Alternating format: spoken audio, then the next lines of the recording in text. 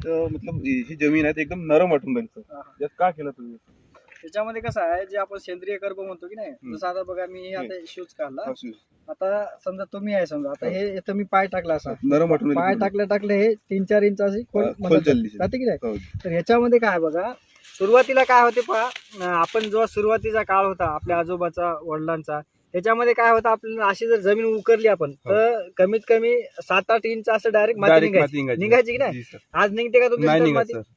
1 inch नाही. आता येतं पहा ना, आपण डायरेक्ट जर किती जर जातो म्हणलं 5-6 इंचापर्यंत जातो ना आपण, जातो की नाही. तर याचं कारण काय आहे का, इथं जे आहे हे सेंद्रिय कर्ब म्हणजे अधिक आहे. जसं की आपण शेतकऱ्यांना सांगतो का बा रासायनिक खत तणनाशक वगैरे जास्त, आम्ही तणनाशक कधीच नाही मारलंय, पण बरेच शेतकरी म्हणतील मग आम्ही मारायला नाही पाहिजे का, पण आपण म्हणत नाही शेतकऱ्यांना मारू नका. तुमच्या जमीन जर जास्त असेल, मी तुम्हाला सांगेल तणनाशक नका मारू. तणनाशक जर नाही मारलं, तुमच्या जमीन जर पडली पुन्हा माझ्या नावावर असेल, त्याच्यामुळे तुम्हाला जर करायचं असेल तणनाशक मारा तुम्ही, पण शेणखत प्रक्रिया करून टाका.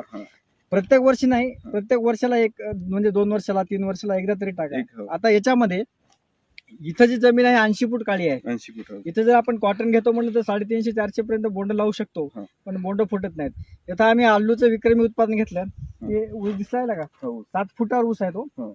आमचं मांगाला त्या गड्याने फुकून दिला, त्याला फुकून नको म्हटलं, तर ते 7 फुटावर 8 फुटावर ऊस आहे. तर ते यावर्षी आम्हाला जवळपास 95चा आवर झाला तिथं. म्हणजे हे झालं नाही, समजा व्यवस्थापन झालं नाही, पाऊस लई झाला ना.